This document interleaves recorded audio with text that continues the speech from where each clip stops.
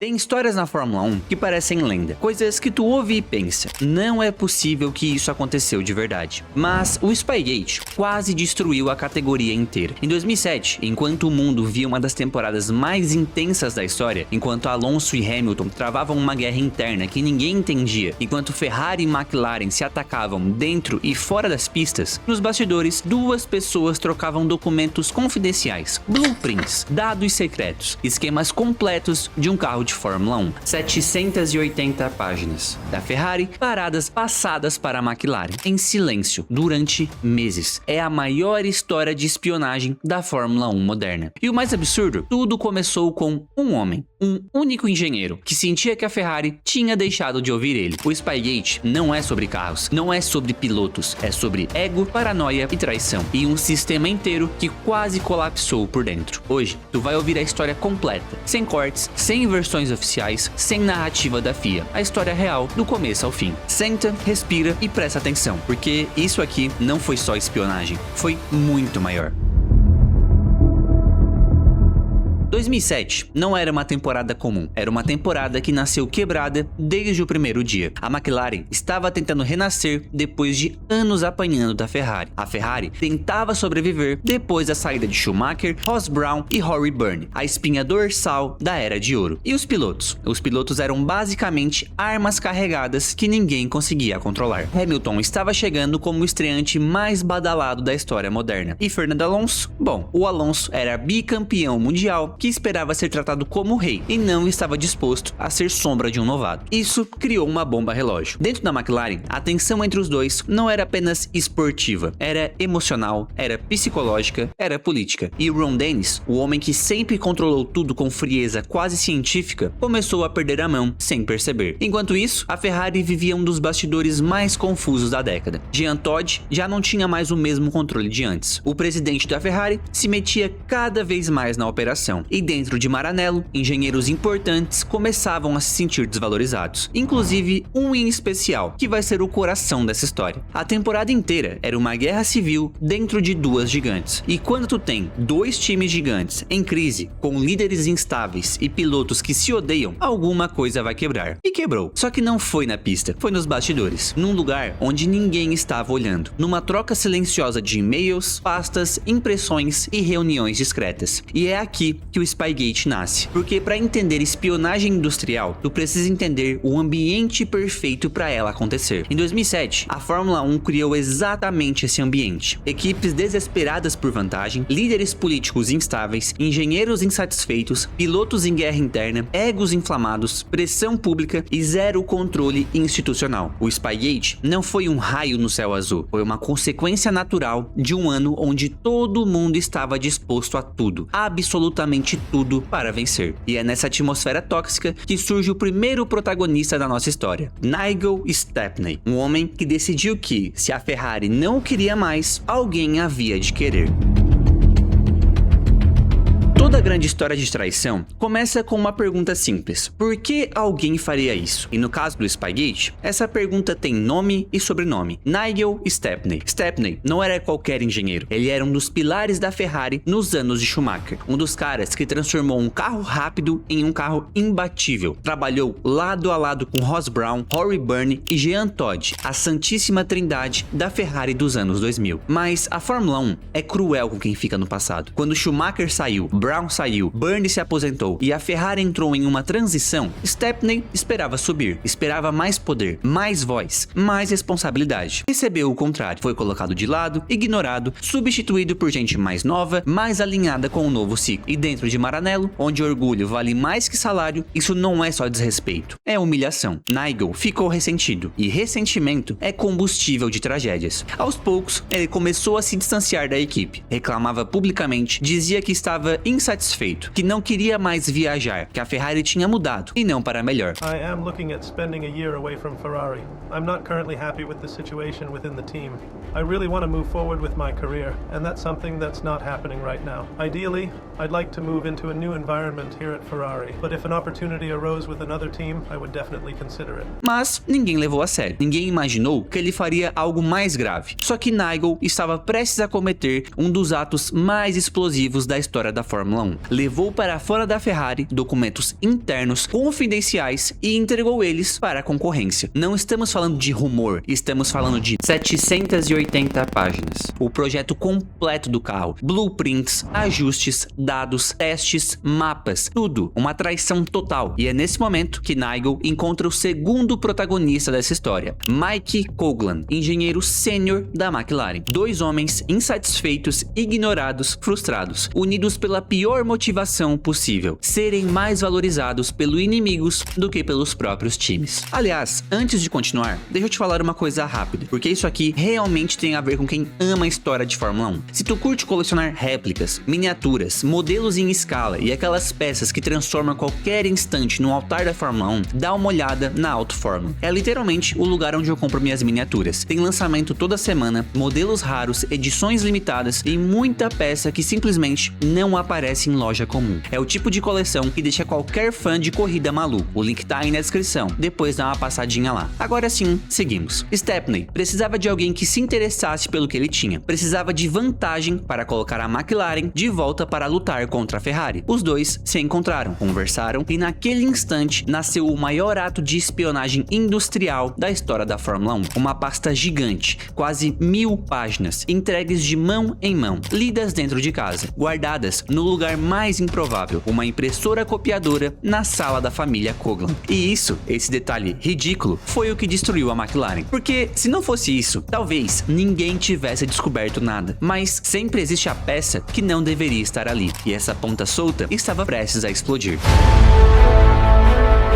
Às vezes, os maiores escândalos da história não começam com grandes investigações, não começam com delações, não começam com auditorias, nem com agentes infiltrados. Às vezes, elas começam com uma ida inocente à papelaria, e foi exatamente assim que o Spygate explodiu. Julie Coughlan, esposa de Mike Coughlan, o engenheiro sênior da McLaren, sai de casa num dia absolutamente comum. Ela não é funcionária da McLaren, não tem envolvimento algum com a Ferrari, não sabe nada sobre política da Fórmula 1. Ela só precisava imprimir um documento de quase 1000 páginas, um documento com o título mais perigoso do automobilismo moderno: Informações Técnicas da Ferrari, confidencial, 980 páginas. Ela entra na loja, sorri, pede o serviço e entrega o envelope para o atendente. Existem versões diferentes sobre isso, mas a verdade é que isso não importa. O que importa é que o funcionário olha para aquilo e percebe na hora: aquilo não deveria estar ali. Não é todo dia que alguém aparece com quase 1000 páginas de documentos da Ferrari com diagramas, desenhos técnicos, especificações, dados, setups e tudo mais. E a cereja do bolo: algumas páginas tinham assinaturas, tribos e carimbos internos da Ferrari. O funcionário não pensa duas vezes. Quando ela sai da loja, ele faz exatamente o que qualquer apaixonado por automobilismo faria: liga para alguém, e esse alguém liga para outro, e esse alguém conhece alguém dentro da Ferrari, e esse alguém leva a bomba para dentro de Maranello. A Ferrari recebe a ligação, e o que parecia ser uma paranoia vira realidade. Um funcionário comum de uma papelaria inglesa acabou de ver quase 1000 páginas de documentos confidenciais da Ferrari sendo impressos por alguém ligado à McLaren. Quando essa informação chega ao alto escalão, não existe mais volta. A Ferrari manda representantes à loja, coletam informações, coletam cópias e descobrem que o material estava relacionado ao Mike. É nesse momento que a Ferrari percebe: não é um vazamento, não é erro, não é descuido, é espionagem industrial direta e crua. E se tem uma coisa que a Ferrari sabe fazer bem, é brigar politicamente dentro da Fórmula 1. O time jurídico da Ferrari se move em minutos, e a primeira ação é simples: invadir a casa de Mike Coughlan. Não no sentido violento, no sentido legal. A Ferrari entra com um processo no Reino Unido solicitando busca e apreensão de documentos. A ordem é concedida, e o que eles encontram dentro da casa dele é o suficiente para destruir a McLaren inteira. 780 páginas da Ferrari estavam lá, impressas, organizadas, guardadas em uma gaveta. As cópias são apreendidas, os arquivos são fotografados, a evidência é completa. Naquele instante, o caso deixa de ser um problema da Ferrari e se torna um problema da FIA. A maior investigação da história da Fórmula 1 está prestes a começar. Jean Todt exige ação imediata. Max Mosley percebe que aquilo não é apenas um incidente, é uma crise institucional. Ron Dennis entra no modo de negação total. A McLaren tenta conter danos, a Ferrari quer sangue, e a FIA sabe que, se não agir surgir, a credibilidade do esporte inteiro vai para o ralo. Em questão de dias, o Spygate vira manchete no mundo inteiro, e o que começou numa papelaria com uma esposa inocente tentando imprimir documentos se transforma no maior escândalo técnico da modernidade. A guerra de 2007, que já era intensa nas pistas, agora se torna um conflito jurídico, político e moral sem precedentes. E o pior ainda estava por vir, porque quando a FIA começa a investigar, ela percebe que existem muito mais gente envolvida nessa história, incluindo pilotos, inclusive um campeão mundial.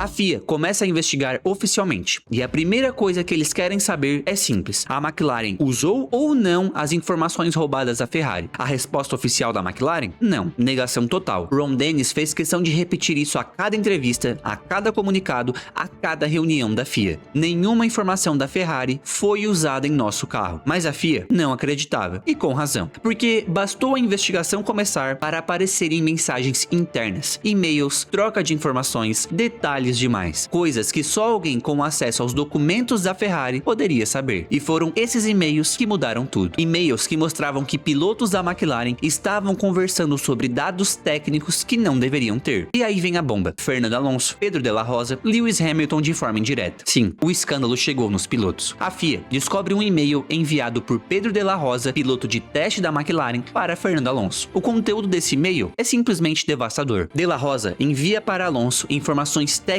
sobre pressão dos pneus da Ferrari, como eles aqueciam, como funcionavam em stints longos e até sugestões de estilo de direção para replicar o comportamento. Alonso pergunta: de onde veio isso? De la Rosa responde: de um mecânico da Ferrari. Mentira, o mecânico era Nigel Stepney, e a informação vinha diretamente das 780 páginas. Quando a FIA vê esse e-mail, não existe mais dúvida: a McLaren não só tinha os documentos, como estava usando. Mas ainda falta o detalhe que muda completamente o rumo do escândalo. Fernando Alonso e Pedro de la Rosa não queriam cair sozinhos, e eles tinham medo, muito medo, de serem punidos junto com Nigel e Coughlan. E aí eles fizeram o que ninguém esperava: eles delataram a própria equipe. Em 26 de julho de 2007, em meio ao caos da investigação, Ron Dennis recebe uma ligação que o destrói emocionalmente. Fernando Alonso diz com todas as letras: se vocês não me apoiarem internamente contra o Hamilton, eu entrego tudo para a FIA. Sim, Alonso praticamente chantageia o próprio chefe. Ele sabe que tem e-mails, sabe que tem provas, sabe que a McLaren mentiu publicamente e ameaça: ou me tratam como o número 1 ou eu derrubo a equipe inteira. Ron Dennis entra em pânico, liga para Max Mosley, presidente da FIA, e diz: Alonso está querendo destruir a McLaren, está mentindo, está manipulando. Mosley responde: ele não está mentindo, porque a FIA já tem cópias dos e-mails. O escândalo estava completo. Ron Dennis fica branco, derrotado, destruído. Ele percebe que o caso já não era mais técnico, era político, era moral, era institucional. A McLaren estava encurralada, sem defesa, sem argumento, sem saída. A FIA reúne todos os envolvidos, e enquanto a Ferrari apresenta evidências esmagadoras, documentos apreendidos, e-mails, mensagens, datas, nomes, cruzamentos de informação, Ron Dennis só consegue repetir a mesma frase: nós não usamos nada. Mas os e-mails diziam o contrário, as mensagens diziam o contrário, Alonso diz o contrário, De la Rosa diz o contrário, e a FIA conclui: a McLaren espiou a Ferrari, a McLaren usou a informação, a McLaren mentiu sobre tudo isso. E uma punição jamais vista está prestes a ser anunciada. Uma punição que não só destrói a equipe, mas marca para sempre a história da Fórmula 1.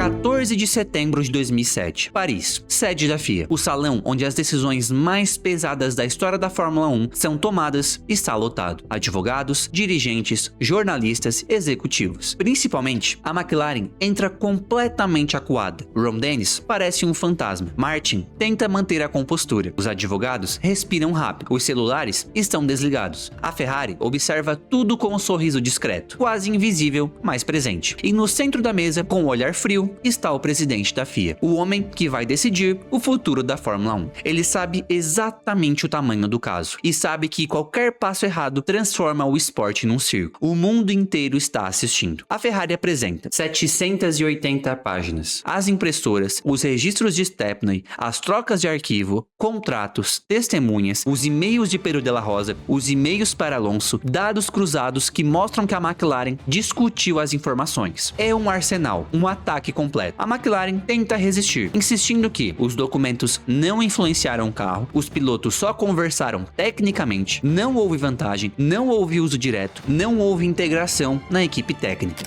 Much has been made in the press and at the hearing today of emails and text messages to and from our drivers.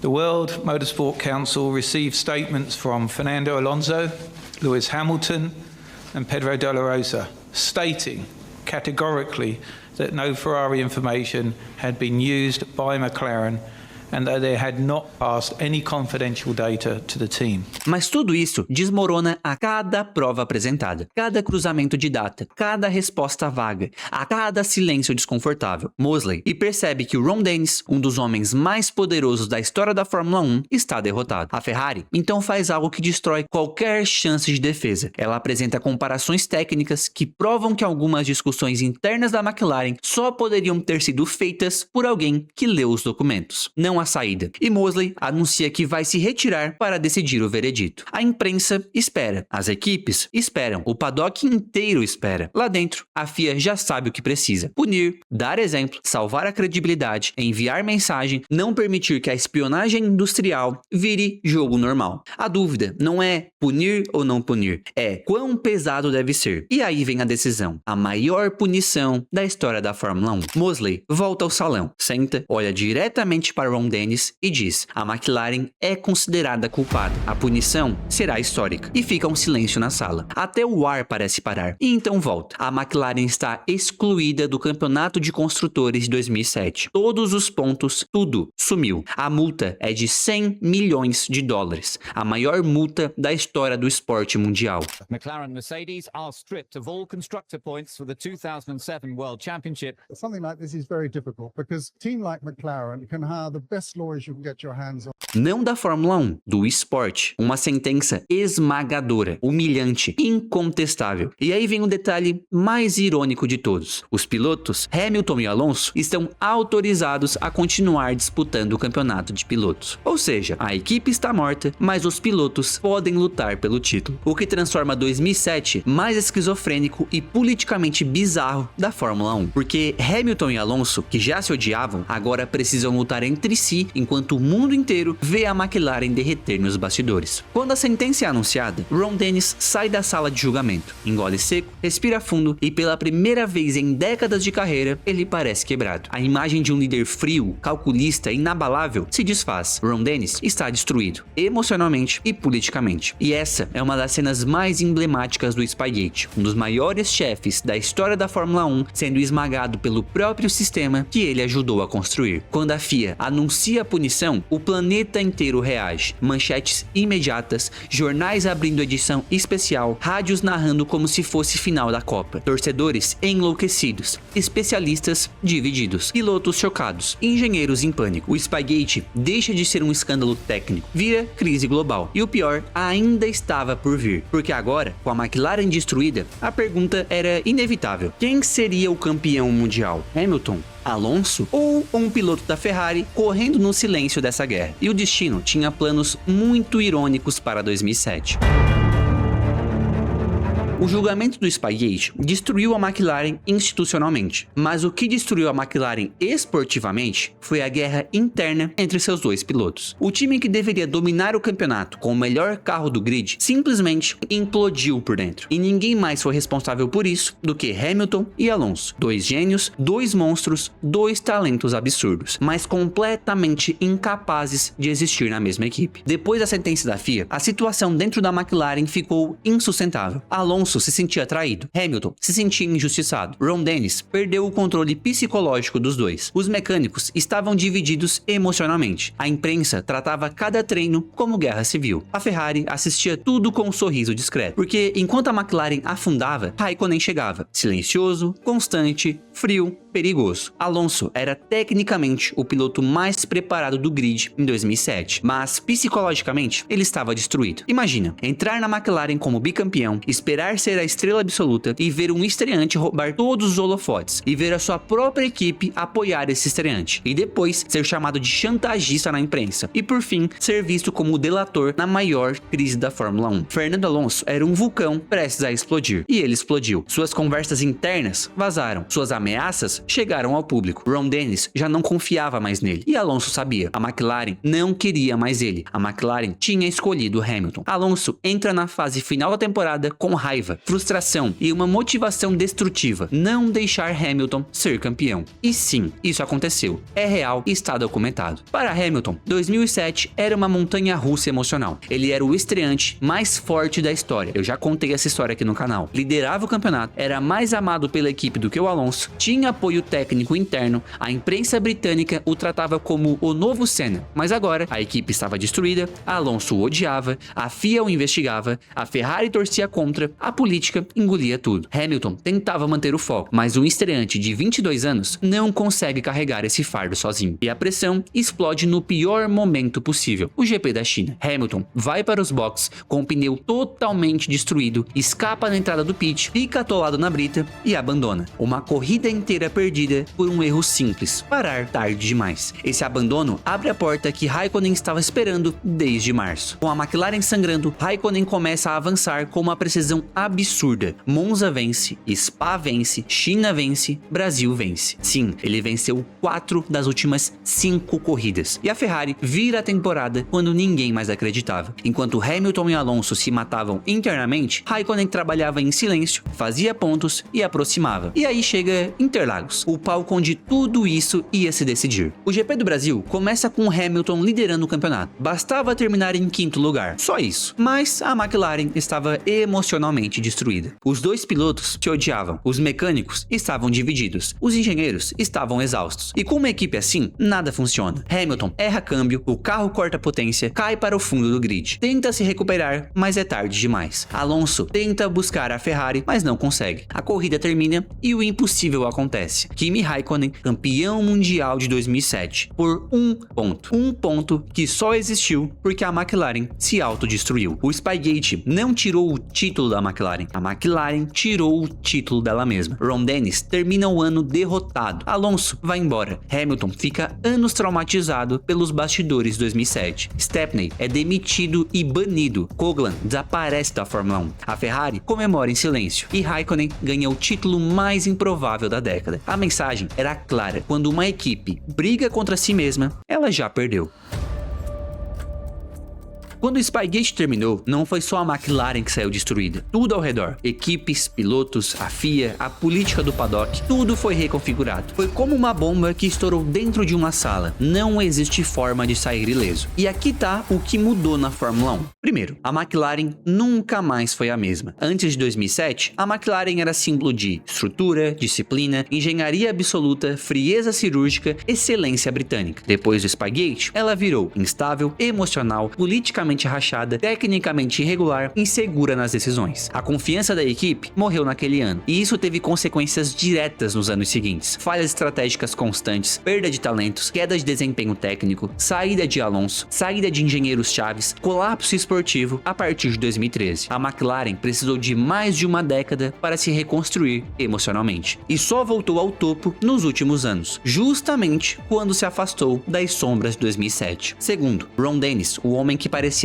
inabalável, nunca mais se recuperou. Ron Dennis era o chefe de equipe, o padrão, o modelo, o homem frio, calculista, quase robótico que fez a McLaren dominar os anos 80 e 90. Mas 2007 quebrou o homem. Ron Dennis perdeu confiança, o controle emocional, a autoridade interna, o brilho no olhar, a reputação de líder absoluto. E essa ferida nunca fechou. Aos poucos, ele foi se afastando da Fórmula 1 e finalmente saiu, de forma triste, silenciosa e pequena. O Spygate matou a carreira esportiva de um dos maiores chefes da história. Terceiro, a relação Hamilton e Alonso virou uma cicatriz eterna. Os dois pilotos nunca mais foram os mesmos depois de 2007. Alonso se sentiu traído, se sentiu desrespeitado, viu sua imagem pública ruir, virou um vilão institucional por alguns anos, para alguns jornais até hoje. Criou uma paranoia eterna com equipes e preferências internas. Hamilton ganhou fama e respeito, mas também traumas políticos. Cresceu desconfiado e entendeu que um piloto precisa dominar o vestiário, aprendeu como funciona o poder interno. Eles viraram rivais psicológicos para sempre, não pela pista, mas pelo que viveram juntos em 2007. E cada vez que Alonso e Hamilton se enfrentam até hoje, tem uma sombra daquela época. Quarto, a Ferrari mudou seu sistema de segurança para sempre. Muita gente acha que a Ferrari ganhou com o Spygate. Não ganhou. O Spygate expôs falhas internas, funcionários insatisfeitos, brechas de segurança, vulnerabilidades pessoais, processos frágeis de confiabilidade. Depois do caso, a Ferrari mudou tudo. Novos protocolos de acesso, nova política de integração, mais vigilância interna, mais controle sobre saída de funcionários, mais restrições de documentos. O Spygate fez a Ferrari virar uma fortaleza. Quinto, a FIA reescreveu completamente seus procedimentos. Antes do Spygate, não havia um sistema rígido de investigação, não havia parâmetro claro para espionagem, não havia estrutura legal para punir casos similares. Tudo era mais informal. A política falava mais alto do que as regras. Depois do Spygate, a FIA criou protocolos de compliance, reforçou autoridades internas, aumentou o controle sobre mudanças de equipe, criou mecanismos de investigações mais sérios, definiu punições padronizadas para espionagem e cópia intelectual, estabeleceu que pilotos não podem esconder e-mails internos. E o mais importante, a FIA entendeu que engenharia moderna exige segurança moderna. Sexto, o paddock inteiro passou a viver com medo de espiões. Depois do Spygate, qualquer pessoa que tirava foto demais, fazia perguntas técnicas demais, se aproximava demais do box rival, mudava de equipe no meio do ano, carregava documentos na mala, virava automaticamente suspeita. Um clima de paranoia tomou conta da Fórmula 1. E esse clima existe até hoje. O Spygate fez equipes mudarem layouts de fábrica, proteger as áreas sensíveis, instalar câmeras, monitorar computadores, fechar túneis de ventos, restringir acesso de visitantes. A Fórmula 1 ficou mais profissional, mas também mais fria, mais paranoica, mais militar. Sétimo, o caso influenciou diretamente outros escândalos. Sem o Spygate, talvez nunca existisse Crashgate, Copygate, suspeitas de espionagem, Mercedes Ferrari nos anos seguintes, regras de trocas de funcionário entre equipes, regulamentação de engenheiros que migram para rivais. O Spygate foi o ponto zero da Fórmula 1 moderna. Oitavo, a lição final. Vitória tem preço, mas arrogância cobra juros. O que o Spygate realmente mostrou é simples. Quando uma equipe se acha grande demais para cair, é exatamente quando ela cai. A McLaren achou que poderia esconder, controlar, negar, contornar, abafar, manipular e sobreviver. Mas a verdade é implacável. 780 páginas. Não cabem embaixo do tapete.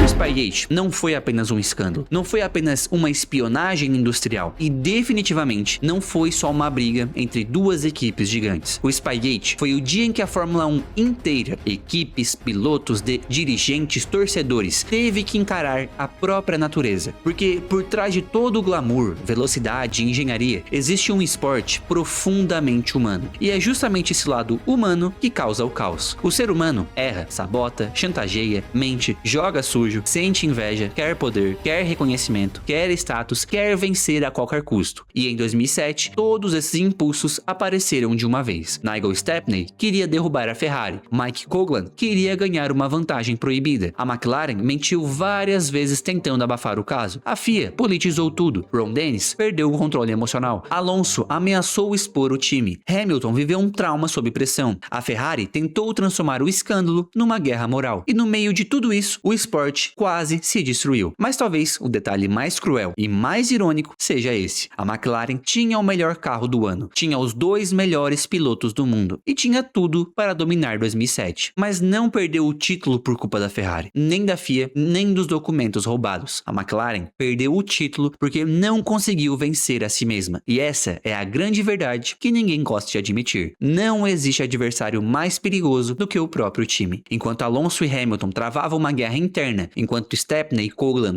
trocavam segredos às escondidas, enquanto a diretoria da McLaren tentava salvar a reputação, Kimi Raikkonen, calado, frio, constante, disciplinado, fazia exatamente o que um campeão precisa fazer: pontuar, sobreviver e esperar. E no fim, ele venceu. Não porque tinha o carro mais rápido, não porque a Ferrari era brilhante, mas porque a McLaren estava destruída demais para merecer ganhar. O Spygate é, até hoje, a lembrança de que talento não basta, velocidade não basta, dinheiro não basta, tecnologia não basta. Se um time não está unido, se um filme se degenera por dentro, ele perde. Simples assim. E talvez essa seja a cicatriz mais importante que o Spygate deixou. A Fórmula 1 pode mudar carro, motor, asa, regulamento, mas o elemento humano nunca vai ser substituível. Enquanto houver pressão, ego, ambição e poder, escândalos vão continuar surgindo, porque a Fórmula 1 é feita por pessoas, e pessoas são imperfeitas. E talvez seja isso que torna tão fascinante, porque por trás de cada campeonato, cada vitória, cada derrota, cada punição, cada polêmica, existe sempre um ser humano tomando decisões, errando, acertando ou derrubando o próprio castelo. 2007 provou isso de maneira definitiva. O Spygate não é só o maior escândalo da história da Fórmula 1, é o caso mais explícito que às vezes a maior ameaça de um time não está no box ao lado,